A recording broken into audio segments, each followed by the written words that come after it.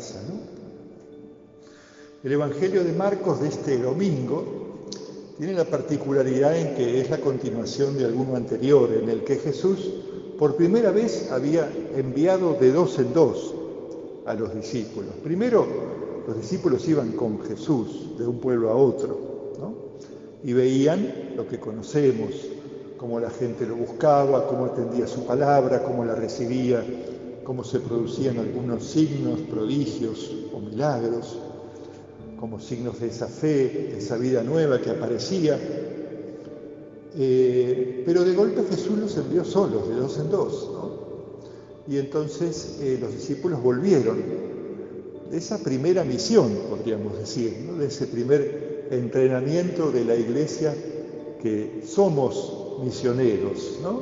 Los misioneros no son solamente los que reciben la vocación de ir a una tierra lejana o cercana pero distinta, sino es ese brindar a los demás lo que Jesús nos da, ese comunicar lo que recibimos, ¿eh?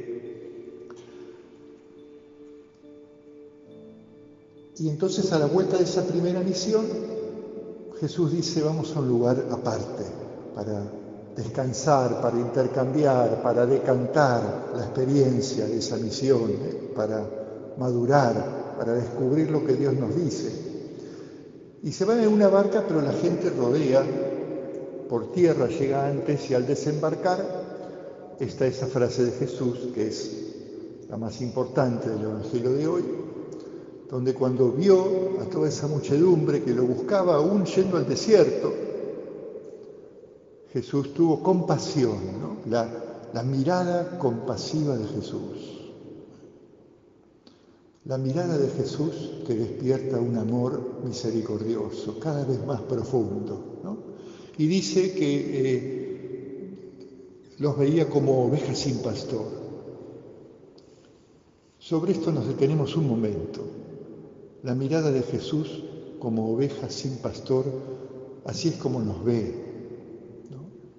Nosotros sabemos, ¿no?, por experiencia personal, nos miramos unos a otros individualmente o a los grupos o a las multitudes, y nuestras miradas siempre tienen, casi siempre, creo yo, un juicio.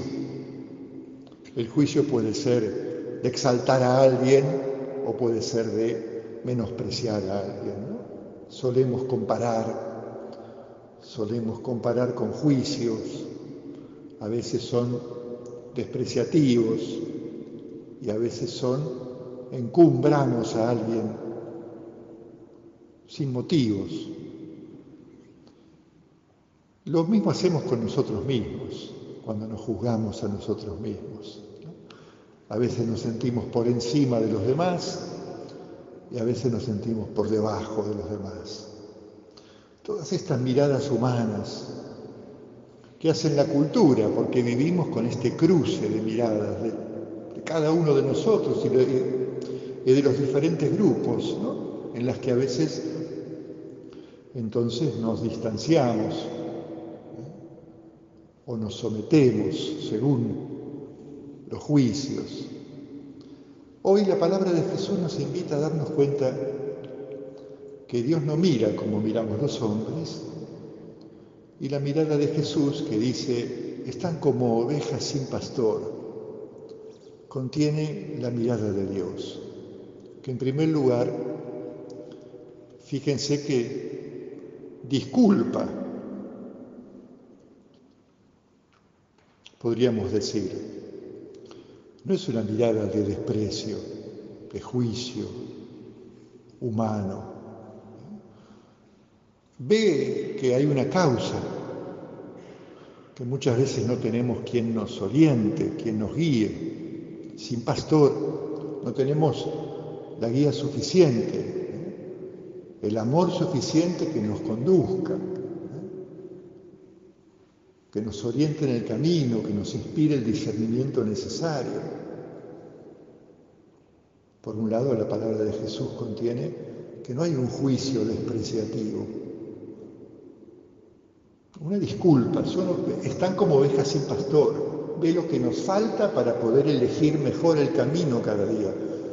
ve lo que si tuviéramos no discerniríamos equivocadamente, no equivocaríamos, no seríamos errantes, sino que podríamos discernir y elegir el mejor camino cada día si tuviéramos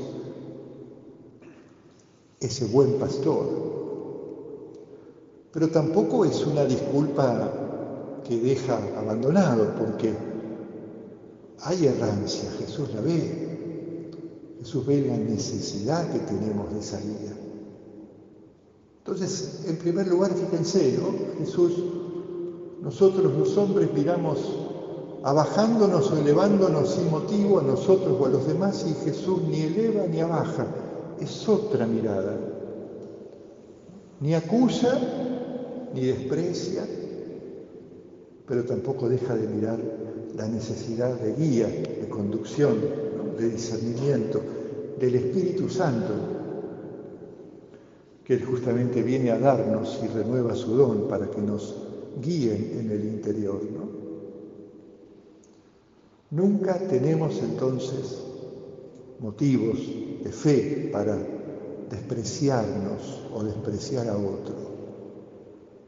Hay motivos humanos, pero no son motivos de fe. En Dios jamás tenemos que despreciarnos, y menos despreciar a otro.